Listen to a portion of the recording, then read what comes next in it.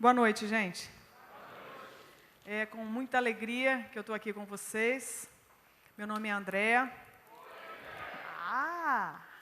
Oi, gente. Eu tenho atuado como missionária já há alguns anos. Fiquei pensando do que eu estou me recuperando. A lista ficou tão grande que eu acho que resumiria que eu devo estar num processo de recuperação, talvez, da incredulidade. Eventualmente, eu sou tentada a acreditar em alguma mentira a meu respeito. E quem não aqui que eu tire a primeira pedra, não é verdade? Afinal, somos tentados no quê? Não é verdade? Em mentiras a nosso respeito, ou a respeito de Deus, ou a respeito de alguém. E Deus tem tido misericórdia da minha vida já há alguns anos. Eu tenho uma dívida com São Paulo porque eu converti aqui em 2004. Tenho uma dívida porque foi aqui que eu fui contemplada com um convite para ir a uma igreja, para conhecer o Evangelho. E fui para salvar a minha melhor amiga exatamente da igreja. Eu fui com essa missão, salvá-la. E chegando lá eu descobri que quem precisava ser salva era eu. Então eu fui agraciada por uma mensagem que me daria uma esperança de ficar livre de mim mesma. Ai, que maravilha! E aconteceu e tem acontecido. Então, para mim é uma enorme alegria poder estar em São Paulo de volta e poder servir essa cidade, servir vocês, servir o povo de Deus aqui espalhado. Então eu espero que você receba com um coração aberto aquilo que de repente Deus planejou para nós, nesse dia tão marcante para a nossa nação. Não é? Eu acredito que todos nós podemos ter uma experiência de relatos sobre a morte. Não é verdade? Como assim, André? A gente está vivo. Mas um dia estivemos mortos dos nossos delitos e pecados. E aprove ao Senhor nos dar um sopro de vida. Éramos como zumbis espalhados pelo mundo, não era assim, gente? Vagueando pelo mundo, acordava, tomava café, ia para o trabalho, para a faculdade, ia limpar a casa, ia pedir emprego, mas talvez como zumbi. Então você, em algum momento, assim como eu, esteve como um zumbi, que acordava e não tinha nexo, não tinha sentido, não tinha nada, nem identidade. E como mortos os nossos delitos e pecados, a gente era capaz do quê? De tudo. A gente era capaz de entrar num processo de putrefação.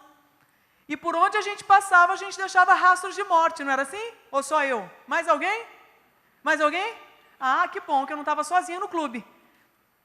Então a gente saía pelo mundo, talvez fazendo até boas coisas, mas talvez com motivação totalmente equivocada, ou talvez fazendo coisas terríveis, não era assim?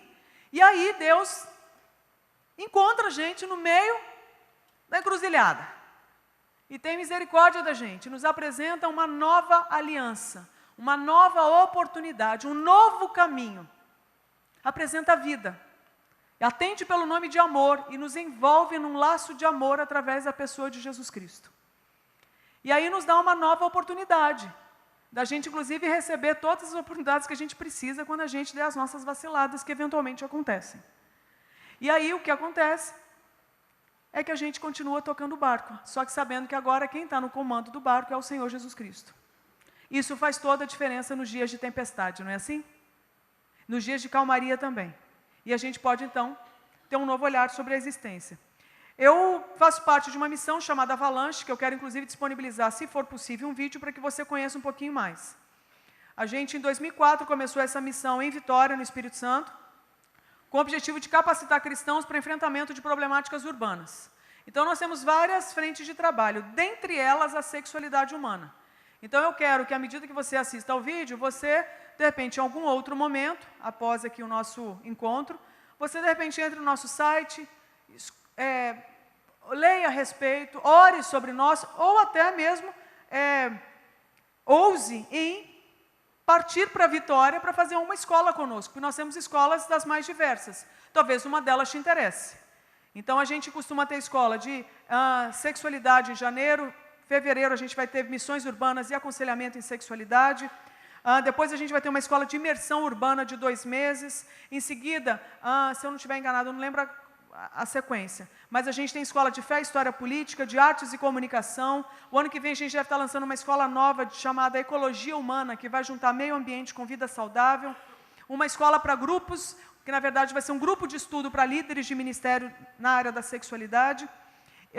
E uma escola de sobre dependência química e comportamentos de vício. Então, de repente, uma dessas aí pode te interessar, ou algumas delas. Nós oferecemos a hospedagem, as refeições, para quem vier fazer escola conosco.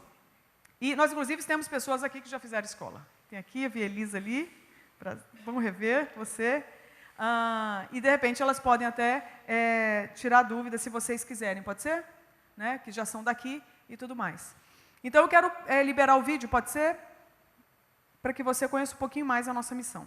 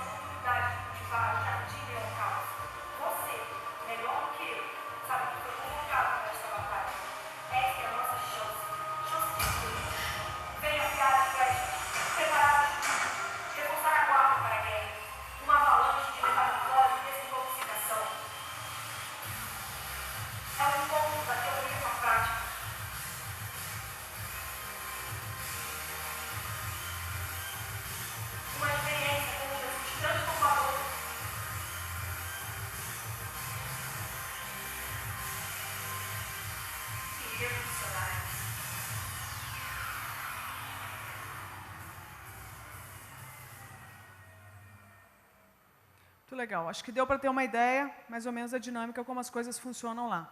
Então, como eu disse, entra no nosso site depois, dá uma pesquisada, ora conosco, ora por nós, e de repente vem fazer uma escola com a gente. Tá bom? Lembra, lá tem praia, tá? Fica a dica. Acho que é de Deus. E chama Vitória do Espírito Santo. Estou dando a dica, Deus está falando. Quem pegar, pegou. Depois não diga que eu não avisei. O nosso assunto de hoje é um assunto chamado vício sexual. Não que eu goste do termo vício sexual, acho que a gente poderia usar outros termos, compulsão, que acho que é o termo que vocês usam, inclusive, não é?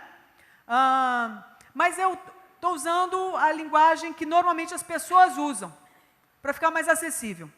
E eu não sei exatamente, eu imagino que vocês têm um bom entendimento sobre o assunto. Eu vou trazer talvez a mesma perspectiva, talvez em outras palavras, talvez com uma alteração ou outra, eu não sei, mas eu acho que vale a pena a gente poder trocar figurinhas.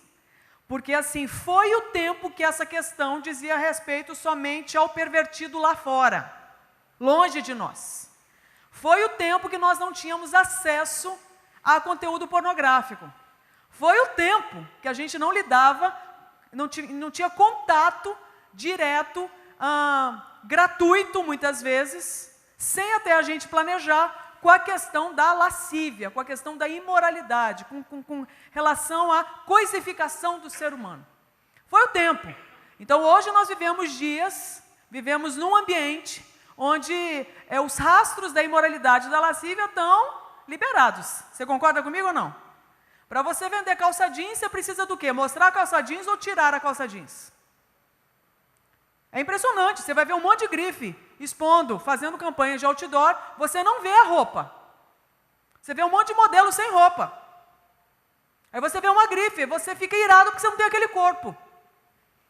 Aí você ora a Deus para ter aquele corpo, para poder caber nessa suposta calça jeans, você nem vê. Então é uma coisa curiosa, né? Para você, a gente descobriu que a imoralidade, ela vende. ela aponta para um mercado bilionário, não é assim? Então ela vende horrores. E aí ela vende às custas do quê? Muitas vezes da nossa dignidade, muitas vezes da nossa liberdade. Pelo menos esse é o caminho. Então eu queria pontuar algumas questões sobre essa questão do vício sexual. Só que para começar, eu queria que você ouvisse uma música. Eu não sei se você fica confortável em fechar os olhos. Se você ficar, eu gostaria que você fizesse só para você se concentrar na letra. E eu queria então que você ouvisse uma música super interessante de uma amiga, de uma irmã querida nossa, e que você entrasse nessa dinâmica que está sendo apresentada pela música. Pode ser? Então eu queria que você liberasse para mim, por favor, a música da Lorena Chaves. Se você quiser ir fechando seus olhos, você pode.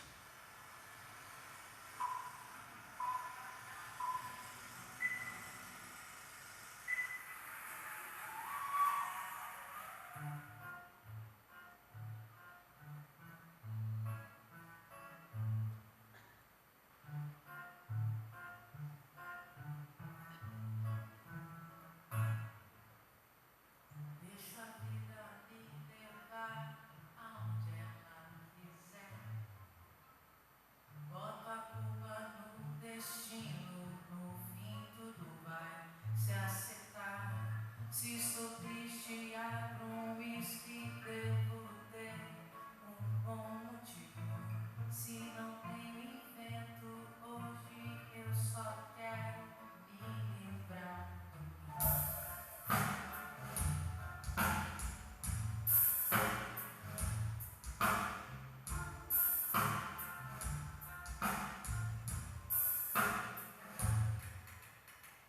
Estou preso em meio a um labirinto cheio de espelhos. O meu mundo gira em torno das vontades que eu tenho. Estou imerso em um sistema que me diz: você é livre, mas contudo o desejo pela liberdade não cessou. Eu sou um escravo do consumo desse amor ruim. Eu sou um escravo sem saber que sou assim. Eu sou um escravo do consumo desse amor ruim. Eu sou um escravo sem saber.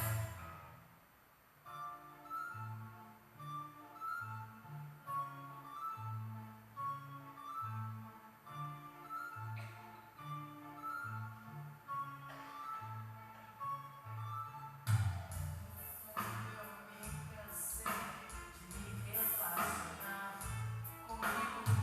Eu estou aqui as últimas memórias de um narciso.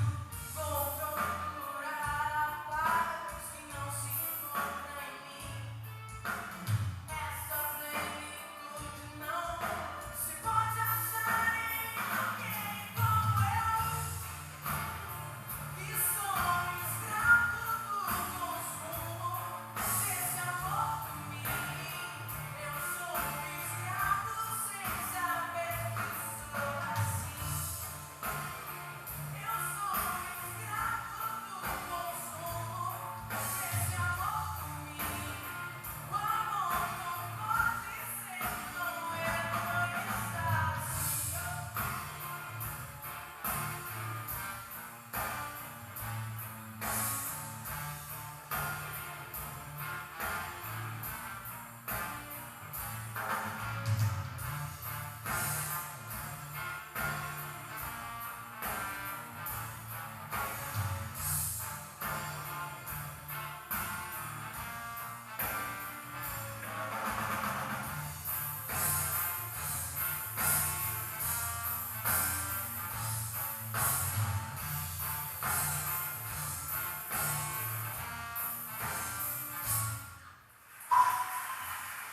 Ouvindo essa música, minha pergunta é: o que vem à sua mente? E uma palavra. Vamos combinar que essa parte que eu pergunto, tá? Essa parte você responde, tá? Escravidão, o que mais? Um por vez. narcisismo, consumo, prisão, sistema, dependência, codependência. Mais alguma coisa? Comprar. Então, assim, a gente, parece que houve uma perfeita descrição da boemia, não é? Você consegue entrar naquele circuito, naquele momento que de repente você vai e fala assim, eu vou para a noite, né? E eu vou cheio de expectativa. E aí tem um trago, não é? Tem um gole, tem, né, uma dose e outra dose, tem um labirinto e aí você vê que é uma sucessão de coisas que vem acontecendo. No final, o que sobra? Nada. A mesma crise de sempre. Então, assim, nós vamos falar um pouco disso que a música relata. E é muito legal o título dela, né? Memórias de um Narciso. E eu queria que fosse nesse clima que está descrito, que está cantado aí nessa música, que a gente tentasse entender a dinâmica da compulsão sexual. Pode ser? Vocês topam? E o que é curioso? Porque de repente essa talvez não seja a sua questão, mas é a questão de boa parte da humanidade. E se somos cristãos, isso já deveria nos compadecer. Mas eu quero te desafiar a transpor e deixar a questão sexual de forma periférica. E você traga o raciocínio da compulsão para as outras questões. Porque você vai ver o quê? O que vai mudar é o objeto de paixão. O que vai mudar é o nome do ídolo. Mas a dinâmica, o terreno são os mesmos. Beleza? Podemos fazer esse acordo? Então vamos para o nosso primeiro slide? Pode mudar, por favor, isso aí era só para lembrar da música. Eu gosto demais desse texto. Até, eu vou ler esse texto, que está lá em Tiago 1, 14 e 15, se você quiser acompanhar comigo, fala assim, cada um, porém, é tentado pelo próprio mau desejo, sendo por este o quê? Arrastado e seduzido. Então, esse desejo, tendo concebido, dá luz ao pecado, e após ter se consumado, gera a morte. Para mim, esse texto aí reflete demais, descreve muito bem, assim com muita exatidão, a dinâmica de um ciclo vicioso. E é curioso, porque nós vamos contrapor isso aí a um outro ciclo, só que agora de uma pessoa livre. E é interessante, porque Eclesiastes 3 descreve uma pessoa livre. E basicamente essa pessoa livre funciona da seguinte forma: para todas as realizações há um momento certo. Existe sempre um tempo apropriado para todo propósito debaixo do céu. Há o tempo de nascer e a época de morrer, tempo de plantar e o tempo de arrancar o que se plantou, tempo de matar e tempo de curar, tempo de derrubar e tempo de edificar, tempo de chorar e tempo de rir, tempo de lamentar e tempo de dançar, tempo de atirar pedras e tempo de guardar as pedras, tempo de abraçar e tempo de se apartar do abraço, tempo de buscar e tempo de desistir, tempo de conservar e tempo de jogar fora, tempo de rasgar e tempo de costurar, tempo de ficar quieto e tempo de expressar o que se sente, tempo de amar e tempo de odiar, tempo de lutar e tempo de estabelecer a paz. Se você observar o que está descrito do versículo 1 até o versículo 8, é liberdade. Pessoas livres discernem os sinais dos tempos. Pessoas configuradas em ciclos viciosos, elas não conseguem discernir os sinais. E ainda que venha discernir, ela fica estática, paralisada diante deles. Ela não consegue mudar. Ainda que ela queira e se esforce, ela está paralisada, parece que por uma força maior. Vocês estão compreendendo o raciocínio? Uma pessoa dependente emocional, ela consegue se apartar do abraço? Nunca é tempo para apartar. Uma pessoa codependente consegue, de repente, rasgar? Consegue demolir? Ela não consegue. É sempre mais e mais e mais. Não é assim? Então, as pessoas que configuram o status de pessoa livre, ela consegue discernir, ela consegue ler. E uma vez discernindo os sinais, ela aciona um outro mecanismo que é extremamente saudável: limite. não é? Agora, as pessoas que não conseguem discernir isso, elas sabem colocar limite, gente? Elas conseguem dizer não? Elas conseguem dizer sim? Elas conseguem muitas vezes dizer não para o que presta e dizer sim para o que não presta.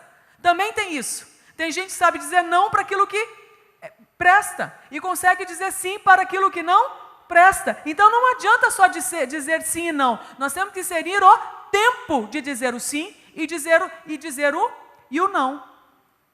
Então as pessoas livres conseguem. As pessoas que ainda não estão, que ainda estão em cativeiro, que ainda estão submetidas a uma idolatria, elas ainda têm dificuldade. E aí você observa que o texto de Tiago relata uma dinâmica muito curiosa, onde tem uma pessoa envolvida, que pode ser tanto você quanto eu, cada um envolve quem aqui dentro? Cada um. Nenhum de nós está fora, eu não estou fora e nem você. Então cada um de nós eventualmente pode passar por um processo chamado tentação. E a tentação é uma dinâmica muito curiosa, porque basicamente é isso aqui, é um tentador apresentar uma bandeja. E nessa bandeja, esse tentador coloca aquilo que parece ser delicioso para nós, para que ele não perca a viagem, não é? Então dificilmente essa figura, a parte, né, de nós, uma outra figura, um outro ser além de nós, uma outra pessoa, apresenta uma bandeja e traz nessa bandeja alguns aperitivos, alguns petiscos que são interessantes para nós. E o que tem nessa bandeja? O nosso próprio... O nosso próprio quê? Mau desejo. Esse mau desejo é de quem? É do tentador ou é meu? É meu. Fala assim, é meu. Então, o tentador tem os maus desejos dele. E ele é tentado em me tentar. Certo? Esse é o mau desejo dele. Agora, o que ele usa para me tentar? O meu mau desejo. Então, nós temos uma história sobre nós aqui. Que nós temos desejos bem legais e nós temos também maus desejos. Então, a primeira notícia que eu quero te dar é, sabe aquela bolha que você queria criar, né? Não você, aquele amigo que não veio. Sabe aquele amigo que não veio? Que muitas vezes é tentado acreditar que um dia nessa terra haverá um momento em que ele não vai ser tentado a nada. Nós viemos hoje aqui com esse versículo estourar essa bolha, sabe por quê? Ela não é nem promessa de Deus para nós. Ou seja, não adianta a gente querer acreditar que esse dia vai chegar. Eventualmente nós vamos nos deparar com situações tristes sobre nós. De que nós aprendemos a gostar de um monte de coisa que talvez seja caminho de morte para nós e para os outros. Aprendemos a gostar daquilo que muitas vezes nos faz mal, que faz mal para as pessoas que a gente ama. Aprendemos a ter prazer, gozo, deleite, com um monte de coisa que não presta. A gente aprendeu. E pode ser que a gente desaprenda. Ou pode ser que pelo menos o quê? A gente continue lembrando, mas aquilo não tenha mais poder sobre nós. Isso é uma promessa bíblica para nós. Que uma vez nascidos de novo, aquilo lá não estabelece mais governo sobre nós. Você diria sim a isso? Você diria amém a isso? Então nós estamos na mesma pegada. Dizer sim para aquilo que presta e dizer não para o que não presta. Amém? E aí a gente vê então que os maus desejos eventualmente vão ser apresentados nessa dinâmica. E que muitas vezes eu não quero, mas apresentam para mim. E quando é apresentado para mim, eu te pergunto, o que está nessa bandeja é o que eu não gosto? Não, é o que eu mais gosto. Então nós não vamos ser tentados no que a gente não gosta.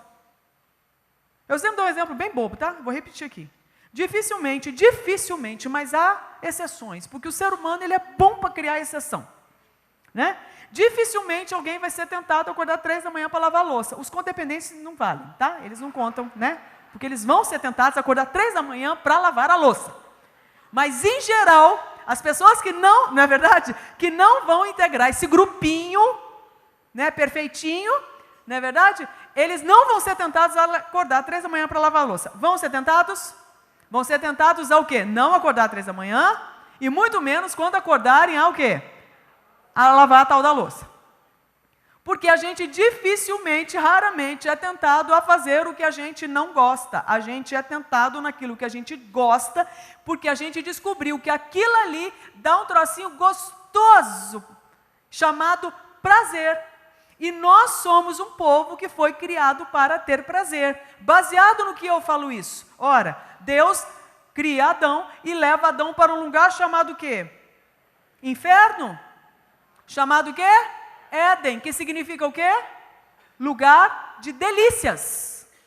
Então olha que curioso, o próprio Deus prepara um lugar para nós, chamado delícias. Se tem uma coisa que Deus quer, então, que a gente, que sabe que a gente precisa, porque Ele nos projetou para isso, é se envolver com aquilo que é delicioso para nós. O nome disso é prazer. Então o ser humano e o prazer têm uma correlação nata. Nós precisamos de prazer. Amém? Não, você não ouviu, eu estou te dando uma notícia muito boa. Nós precisamos de prazer. Deus sabe. Agora você vai ver a loucura da coisa. Quem cria, então, o prazer? Deus, não foi Satanás. Foi Deus, o seu Pai, criou prazer para você. Só que a dinâmica de Deus é diferente da do diabo, obviamente. Eu vou te provar no quê? Quem estava também dentro desse Éden? A própria serpente. E quem estava querendo levar a gente para o prazer? Deus, mas a serpente também queria. Qual que é a diferença dos dois, dentre inúmeras outras? A diferença é que o diabo quer que você vá para o prazer sem o Pai. A diferença está nisso, porque Deus é o Pai que quer nos levar para o prazer. É Deus que leva Adão para ter contato com o prazer. E o diabo, ele quer o quê? Que a gente acesse o prazer sem a presença de Deus. Porque ele sabe muito bem o poder que o tal do prazer tem em nós. Diante do prazer, nós somos capazes de quê? Se a gente não se lembrar de onde a gente veio, quem a gente é, o quanto a gente vale, a gente é capaz de chutar até Deus por causa da desgraça do prazer. É ou não é? Quantas pessoas você conhece que traíram a Deus, não é porque passaram por momentos difíceis, mas porque passaram, sabe por quê? Porque receberam as suas bênçãos. Quanta gente você conhece que desviou do Evangelho porque começou a ganhar dinheiro? Já ouviu falar? Quanta gente você conhece que desviou porque começou a namorar? Porque conseguiu comprar um carro? Porque passou num concurso? Porque entrou numa federal? Quanta gente você viu que desvia do Evangelho não é porque passou por perda, mas é porque passou por ganho. E ganharam o quê quando foram agraciados por essas coisas? Ganharam prazer. E quando entraram em contato com o prazer, esqueceram quem eram e de onde vieram. Então a gente vai ter, uma das coisas que nós vamos ter que aprender na vida, gente, é saber se relacionar com o prazer. Só que é muito interessante, porque antes de prazer começa o quê? A história de um Deus caminhando com um filho. Então antes de ter qualquer coisa gostosinha, a gente precisava primeiro conhecer Deus. Por isso que muitas vezes aquilo que a gente mais quer, Deus não nos dá. Não porque não nos ama, mas exatamente porque sabe o nosso limite. Muitas vezes o não de Deus, ou o ainda não de Deus, para aquilo que a gente insiste que Ele nos dê, é a proteção de Deus para que a gente não esqueça quem a gente é. Muita gente deve estar lamentando, por que eu ainda não casei, por que eu ainda não engravidei, por que eu ainda não passei no concurso, por que eu ainda não entrei na faculdade, por que eu não consegui comprar meu carro, por que eu não isso, não aquilo outro. Eu te pergunto, daríamos conta de ter tudo isso hoje, com a medida de caráter que a gente tem? Porque Deus está mandando uma lição para nós. Até para ser abençoado a gente tem que ter caráter antes, porque senão a gente se perde. Porque a relação da gente com o prazer é uma relação muito intensa. Mexe com a nossa estrutura. Vocês estão compreendendo? Sim ou não? Sim? Então, o texto está falando que cada um de nós, eventualmente, vai passar por essa dinâmica de tentação, em que seremos, apresentados a situações que mexem conosco, mas que curiosamente nos levam para um caminho de destruição. E é curioso, porque os mecanismos que o tentador vai usar para conseguir isso que ele quer, não são dos mais éticos, muito pelo contrário. Ele vai o quê? Arrastar. Então, quando é arrastar, eu te pergunto, ele pede sua permissão para te tentar? Ele liga para você, ou ele toca lá o seu interfone e fala assim, aqui é o Satanás.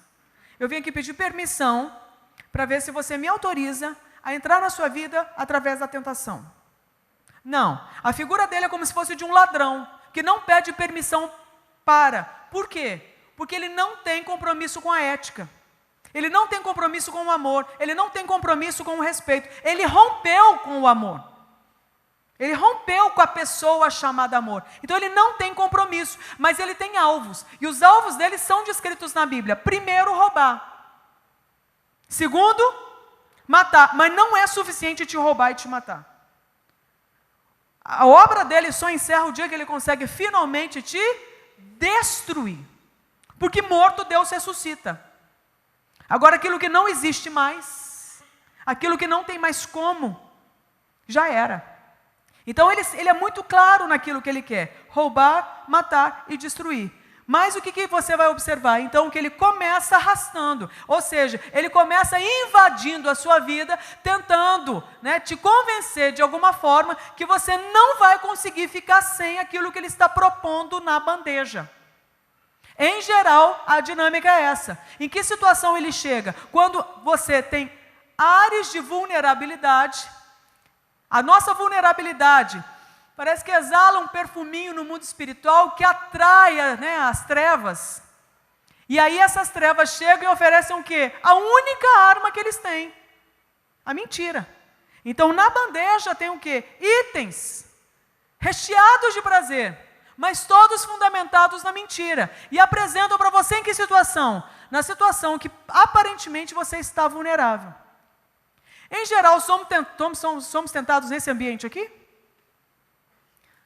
Com luz acesa, com gente convicta do lado? Em geral, nós somos tentados aqui? Dificilmente. Podemos até ser, mas em geral não é. Em geral, somos tentados o quê? No escurinho, na solidão, quando ninguém está vendo. Não é assim? Quando você pode eliminar todos os rastros, quando você acha que você tem total controle, e quando você acredita que o próprio diabo vai fazer o quê? Vai cumprir uma promessa que ele faz para cada um de nós. Shhh, é nosso segredo. Quantos de nós acreditou que o diabo proporia um segredo? A gente falou, então tá, fica só entre nós, Satanás, fica só entre nós, é o nosso acordo. Ninguém vai ficar sabendo. Quantos de nós acreditou e pegou o que estava na bandeja? Achando que entraríamos muito bem e sairíamos melhor ainda. Só que tem um probleminha. Ele é o pai da mentira. Se tem uma coisa que ele não vai fazer, é guardar o quê? Segredo. Só que ele espera o timing perfeito para contar para todo mundo. Para que a sua devastação e a minha sejam completas. Então ele começa arrastando, mas depois ele vem com o quê? Vem cá, você não vai conseguir ficar sem. Você não vai conseguir ficar sem, pega. Aí você fica naquela, não vou conseguir ficar, não vou conseguir ficar, não vou conseguir ficar sem beber, sem fumar, não vou conseguir ficar sem controlar, sem manipular, não vou conseguir ficar sem seduzir, não vou conseguir ficar sem masturbar, sem adulterar, não vou conseguir ficar. Se eu acreditar nisso, de repente vem o outro mecanismo. Qual? Sedução. Se joga, está todo mundo fazendo. Ninguém vai ficar sabendo. Saideira é a última. Segunda-feira você para. Depois você pede perdão, ele é bonzinho, ele perdoa. Ah, relaxa. Você merece. Você está na abstinência há quanto tempo? Você está na sobriedade há quanto tempo? Permita-se, você também é filho de Deus. Vamos testar o seu limite? Para ver se realmente não dá conta? Porque, até quando você vai ficar evitando? Você não acha que você tem que ver se você está crescidinho? Você não acha que você tem que ver o que as pessoas estão fazendo aí no mundo?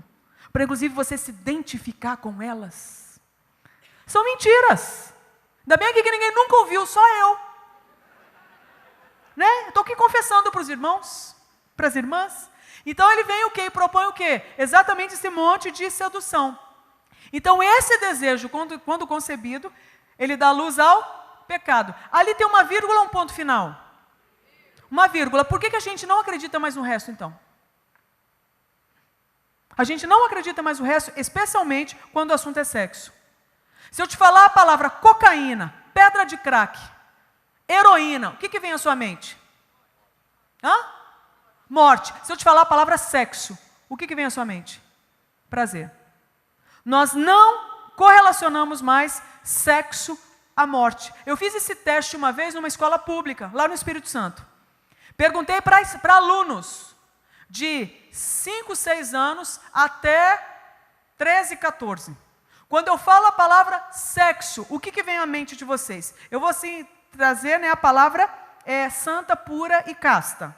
Tá? Vou traduzir o que eles falaram, tá certo? Mas basicamente 99% dos alunos responderam a mesma coisa: prazer. Ninguém falou casamento. Ninguém falou amor. Ninguém falou família. Ninguém falou filhos. Compraram a ideia que sexo é prazer. E quando eu compro somente essa ideia, eu deixo de lado o quê? Que ele também pode ser um mecanismo para gerar o quê na minha vida? Morte. E eu quero que você entenda que no assunto da compulsão sexual é caminho de morte. É uma questão de tempo. Então, o que é o tal do vício sexual? Essa compulsão sexual. O que é isso? Muda ali para mim, por favor. É o comportamento que envolve qualquer prática sexual incontrolável. Qual prática sexual, gente? Qual? Qualquer prática sexual. Então, tudo aquilo que de repente eu aprendi, que dispara gozo, que libera êxtase, gozo sexual, que eu descobri que aquilo ali funciona para dar uma sensaçãozinha deliciosa aqui dentro. Aprendi de alguma forma que aquele troço funciona. É disso que eu estou falando. Não importa se é ver pornografia, se é fantasiar, se é se masturbar, se é ter relação com algum profissional de sexo, se é de repente adulterar, se é... Não importa o quê. Se eu descobrir que aquela prática libera esse êxtase em mim, é disso que eu estou falando. E não estou falando somente de descobrir que isso funciona, mas descobrir que isso é tão gostoso, tão prazeroso, que eu aciono sempre, a ponto de não conseguir mais não acionar. Então eu chego talvez no estágio onde eu gostaria de parar mas eu não consigo mais. É disso que nós estamos falando. E o que a gente descobre? Eu coloquei aqui uma foto de uma planta, né? Então, quando a gente fala com pessoas que têm a luta, o dilema da compulsão sexual, basicamente a gente ouve o relato delas e o que a gente observa? Que o que elas estão relatando não é o problema. Estamos falando sobre compulsão sexual. Agora, compulsão sexual é o problema da pessoa? Sim ou não? Não. A compulsão sexual só é o sintoma do problema, porque o problema está lá embaixo, onde? Ali, naquele segundo ponto. Em geral, todo mundo que tem a luta da compulsão sexual, como qualquer outra compulsão, construiu o hábito da compulsão, esse comportamento, essa atitude, esse jeito de funcionar, por causa de alguma situaçãozinha lá atrás na vida. Que normalmente é mais ou menos isso aqui. A pessoa, em geral, passou por isso aqui. Ela era, talvez assim. Mas situações aconteceram na vida dela, ou deixaram de acontecer, quando tinham que ter acontecido e não aconteceram, que achataram, oprimiram, amassaram, detonaram a forma como ela se percebe, como ela se vê. E aí começa uma dinâmica muito perigosa. Por quê? Porque cada um de nós é o que crê a seu respeito. Compreende? Sim ou não? Se eu sou o que eu creio a meu respeito e agora eu me vejo assim, como é que eu funciono a partir de agora? Assim. E eu procuro agora o quê? Primeiro, é prazeroso passar por isso? Às vezes é, às vezes não. Depende. Mas isso aqui, em geral, causa muita dor. pelo menos muita vergonha. E a vergonha é uma situação que o ser humano não sabe lidar desde o começo da humanidade. Na situação de vergonha, depois da queda, o que Adão e Eva fizeram? Criaram o seu jeitinho para se cobrir. Não é assim? Então a gente cria o nosso jeitinho para a gente se cobrir. Curiosamente, a parte de Deus, até que Deus misericordiosamente vai ao encontro e fala: onde é que você está?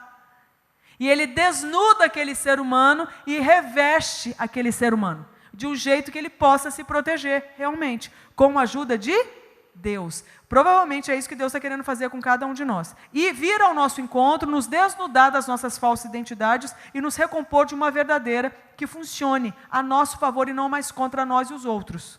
Certo? Mas aí a gente vê o quê? Que situações traumáticas ou abusivas, em geral, quebram, detonam a nossa identidade. Resultado, se eu passo a crer que sou isso aqui, como é que eu funciono? Fugindo disso aqui. E o sexo funciona como um mecanismo de fuga. Você está entendendo? Então você vai ver muita gente, por exemplo, que foi abusada sexualmente e que se torna talvez uma pessoa compulsiva por sexo. Como é que você explica isso? Se de repente isso trouxe tanta dor. Mas nem sempre abuso sexual traz dor. Pode ser que traga prazer. E são os mais nocivos, inclusive. Mas, em geral, as pessoas costumam sentir muita dor durante o abuso. Como é que, de repente, mais para frente, se torna uma pessoa compulsiva por sexo? Todo mundo que foi abusado sexualmente vai se tornar? Não é isso que eu estou dizendo. Mas pessoas que se tornaram compulsivas por sexo, em geral, passaram por isso aqui. Você está vendo a diferença do raciocínio? Não estou afirmando que quem passou se tornará, mas estou afirmando que quem se tornou pode saber, ter uma história disso aqui. E a questão é, quando a gente passa por essa experiência de alguma coisa detonar a nossa identidade, em geral a gente tem, na nossa infância ou na nossa adolescência, uma habilidade para abrir para os sistemas saudáveis, chamado família, escola ou igreja, e dizer: olha, passei por uma situação de conflito, fui submetida a um estupro, fui submetida a uma violência verbal, a uma violência patrimonial, estou me sentindo uma vítima disso, estou aqui trazendo a luz para pedir socorro. Normalmente é isso? Normalmente o que a gente faz com isso aqui? Engole. Só que quando você engole isso, eu te pergunto, nós fomos feitos para digerir isso aqui? O que acontece? Volta. E quando volta, volta com todo o pesar, só que agora talvez até com efeito cumulativo, de quando aconteceu a primeira vez. Resultado, eu me deparo com dor de novo. O que eu faço? Tento engolir de novo. Consigo digerir? Não, volta. Até que chega uma hora, me atormenta tanto que eu preciso do quê? O que eu posso fazer para esquecer disso aqui? Então agora o que eu faço? Eu crio uma distração. Essa é a hora que as tentações sexuais surgem. Por que você então não entra no site pornô? Por que você então não fantasia ser uma outra pessoa? Por que agora você não fantasia que você está fazendo isso com alguém? Por que você inclusive agora não faz isso que fizeram com você com alguém? Por que você então, você está vendo como é que parece que vira o jogo? Uma sensação de que vira o jogo. Mas, na verdade, eu estou virando ou estou reforçando o jogo? Reforçando esse jogo. E eu estou cada vez mais o quê? Envolvida nele. Então, quando eu passo por uma situação de trauma ou abuso, isso aqui, surge uma raiz inicial de vergonha, muitas vezes seguida de culpa e de raiva. A tendência diante disso é eu enfrentar com 7 anos de idade, 10 anos de idade, 15 anos de idade, passando por um estupro coletivo, 15 anos de idade, eu vou maduramente agora, como uma mulher, enfrentar isso. Dificilmente. Eu normalmente o quê? Fujo disso, me retraio, tento me alienar disso aqui. E aí o que acontece? Terreno perfeito para que as mentiras criem raízes. E quando elas criam raízes, elas se tornam árvores de sofisma e elas dão os seus frutos. E os frutos, que é isso aparente aí, que é o que as pessoas trazem como pedido de socorro. Eu tenho uma luta na área tal. Então o vício sexual é a flor. Mas na verdade ele é o problema? Onde é que está o problema? Lá na raiz. E a raiz está aqui. Aí eu te pergunto, isso aqui, a gente tem prazer em tratar? Alguém já tratou canal de dente? Alguém aqui já? Quem, por favor? Queria te dar a novidade, né, a boa notícia, que você vai ter que tratar de novo. Você quer? Por que não? Não foi gostoso? Dói! Por que que dói? Porque entrou em contato com raiz. Mas depois que trata, resolve o problema. Mas até lá eu te pergunto, você abre sua boca para qualquer um? Primeiro, açougueiro que aparecer. Você abre a boca? Não, tem que ser para o quê? Especialista. Porque se não souber cuidar de raiz, piora a ponto de matar. O que eu costumo dizer? Primeiro problema que a gente, primeiro inimigo que a gente tem para ter uma sexualidade saudável. Segredo. O tal do segredo que a gente não quer contar para ninguém. Não quero tocar nesse assunto. Você me pergunta tudo menos isso. Você pergunta qualquer coisa menos isso. Não me pergunte o que eu fiz no verão passado. Não me pergunte o que eu fiz ontem de madrugada. Não me pergunte o que eu fiz naquele banheiro público. Não me pergunte o que eu fiz na internet. Você me pergunta tudo, menos isso. É o segredo. Mas eu descobri que tem um outro probleminha, um outro inimigo. Não é só guardar o segredo. Você quer ver o outro? Contar o segredo para a pessoa errada. Já viu esse modelo?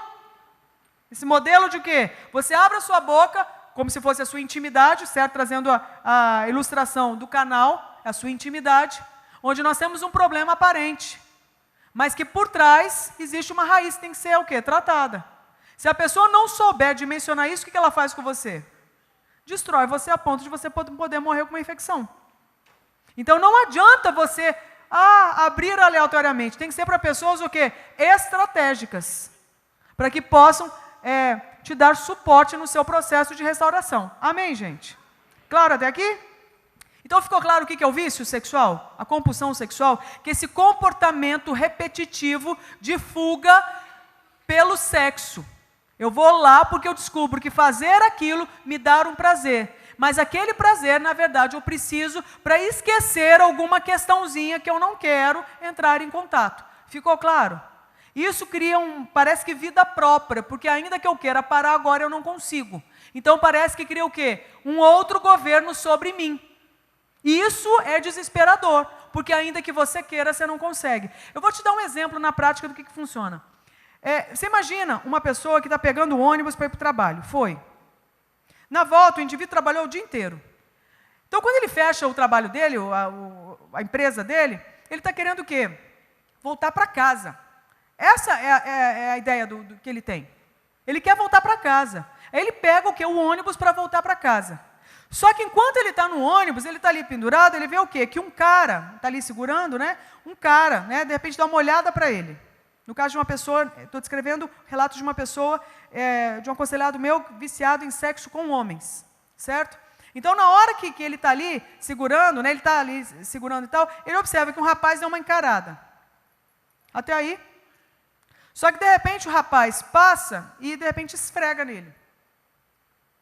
Quando ele vê, ele está dentro do banheiro público fazendo sexo oral nesse rapaz. Ele não sabe nome, ele não sabe idade, ele não sabe nada. Então ele traz essa queixa depois no aconselhamento. Eu nem queria, por que eu fui? É disso que nós estamos falando. Quando a pessoa parece que ela não consegue mais ter o quê? Domínio sobre si mesma. Então na hora ele teve muito prazer. Mas eu te pergunto, como é que ele saiu disso? Como é que ele sai do banheiro? Detonado. Eu não estou dizendo que todo mundo sai assim. Esse rapaz saía assim. Aquilo ali não agregava vida para a existência dele. Drenava vida da própria existência dele. Ele saía muito mal. Porque não era essa a visão que ele queria ter para si próprio sobre relacionamento, sobre expressão de afetividade. Então, assim, caminhamos por um bom tempo. Hoje ele está num caminho totalmente diferente. Hoje ele é uma pessoa que consegue assumir a responsabilidade da sua própria vida. E não jogar isso para outros, para aliviar questões. Então ele fez as pazes com a sua história. Mas assim, quando eu falo também, eu estou querendo dizer, por exemplo, eu lembro de um cara que eu aconselhei, ele estava numa casa, num projeto para recuperação da questão da dependência química, ele submetido a atendimento psiquiátrico, tomando então remédio, né, controlado, exatamente pela questão de libido, porque ele estava assim descontrolado e trazendo risco para ele e para os outros. Ele passando por tudo isso, ele ainda se masturbava 25 vezes por dia. Então, enquanto ele se masturbava como? Chorando. Não querendo. Nos lugares mais impróprios. É um cara que, por exemplo, a primeira vez que ele veio para o aconselhamento usando uma roupa clara, uma bermuda branca, foi motivo de festa para nós. Porque ele falou, tá vendo, André, eu estou conseguindo usar roupa clara, porque eu não estou sangrando mais. Porque ele vivia em carne viva, ele sangrava de tanta masturbação. Então chega um momento de decadência, onde a pessoa, ela parece que elas são várias que governam a mesma vida. E entra num conflito enorme, certo? E fica como se fosse um reino dividido. Subsiste? Não subsiste. Né? Então nós estamos falando disso. Pode mudar, por favor. E a gente vê que a pessoa envolvida com o vício sexual, pode ser tanto homem ou mulher, e foi o tempo em que eram adultos, tá? Esse é o alerta que eu queria fazer hoje aqui também. Foi o tempo que a gente se dava ao luxo de ouvir falar de compulsão sexual somente no meio dos adultos. Hoje, a gente tem já pedidos de ajuda de crianças com crise de abstinência pela questão do sexo. Eu lembro de um dia que eu cheguei lá no nosso projeto, e chegou o e-mail de um voluntário de um projeto social que recebia encaminhamento da justiça para atendimento de vítimas de abuso sexual. Era como se fosse um abrigo. E uma casa de acolhimento. E aí eu lembro que o pedido era em relação a uma criança de 9 anos, uma menina, filha de uma profissional do sexo, que levava a menininha, enquanto bebê, para os programas. E desde cedo os clientes dessa mãe tocavam nessa menina. Com 3 anos de idade, a menina já tinha relação sexual com os clientes da mãe. Com 5, 6 anos, parece que houve uma denúncia. A mãe foge e a criança, então, é recolhida pela justiça. Só que com 9 anos de idade, ela não queria mais ficar nessa casa. Por quê? Sinto falta dos meus homens. 9 anos de idade. Então, é o alerta que eu queria que a gente tivesse nessa noite. Foi o tempo, que era uma questão que acontecia somente com os adultos. Cada vez mais a gente vê pessoas, crianças e adolescentes, experimentando, né, essa dinâmica toda, esse dilema. Então, a pessoa viciada em sexo é uma pessoa que, no final das contas, ela tenta o quê? Controlar o bendito do comportamento dela. Te pergunto, ela consegue? Não. E ela continua achando que ela vai conseguir. E é curioso, porque normalmente ela pensa que ela vai conseguir como? Se ela fizer muita força, sem ajuda de ninguém. Sozinha ela consegue. Então ela fala assim, não, se eu orar mais, se eu jejuar mais, se eu fizer esse voto, não, se eu tirar toda a internet do meu contato, não, se eu não falar mais com essas pessoas, não, se eu não mais tocar em ninguém, não, se eu não mais, aliás, se eu trabalhar muito para Deus, se eu fizer muitas coisas para Deus, ou seja, eu com a minha força eu vou vencer. Te pergunto, a gente consegue? Não. Então você observa que a pessoa viciada em sexo, ela tem um outro problema que não é só com o sexo. Com a palavrinha chamada controle, já ouviu falar? Já ouviu falar. Ela acha que ela tem que ter o controle, ela está correndo atrás dele. Ela encontra o controle? Não encontra, que ela perdeu há muito tempo. Ela está tentando enfrentar o gigante fazendo o quê? Muita força. Só que é o tipo de gigante que você vai ter que acionar um gigante muito maior, chamado Jesus Cristo. E normalmente ela tenta como? Sozinha. Por quê? Porque ela acha o seguinte, Jesus é virgem. Ele não entende. Jesus é puro. Ele é espírito. Ele não entende. Então ela começa a acreditar algumas mentiras a respeito do próprio Deus, a ponto de deixar Deus de fora e tentar resolver sozinho. E nessa dele tentar resolver sozinho, uma dinâmica com prazer, quem que ele aciona? O próprio inimigo. Porque gosta exatamente desse cenário, sozinho, buscando prazer. É a praia do diabo. Ele é especialista nessa dinâmica. Gosta de pensar que tem controle, mas não tem. Sente uma vergonha devastadora e não vê valor nenhum em si. Então é curioso, porque pode ser uma pessoa que tem uma lista de parceiros e parceiras. No final das contas, quem ele tem? Quem ela tem? Ninguém. Nem a si próprio, porque não tem coragem de se encarar nem no espelho. De tanta vergonha que tem a seu próprio respeito.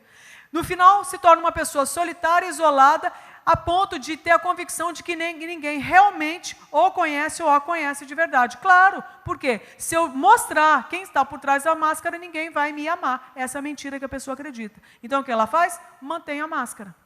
Então, às vezes, são pessoas que você diria assim, eu ponho a mão no fogo.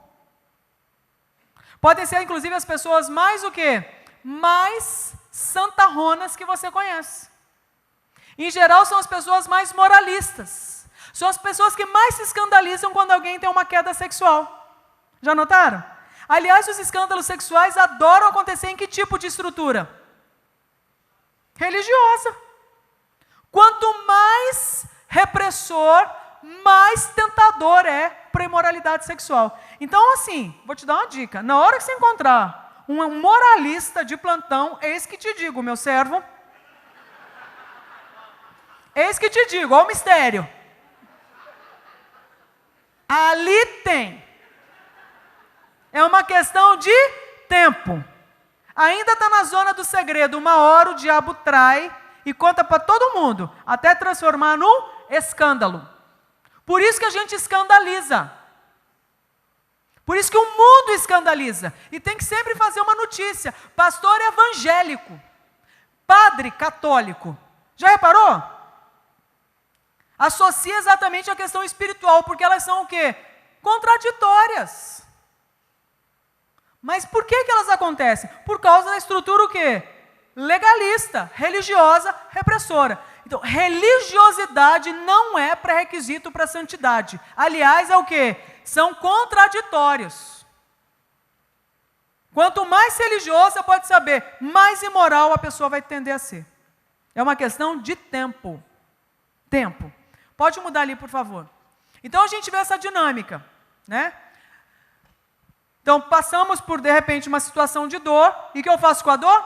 A gente foi treinado, gente, para lidar com dor.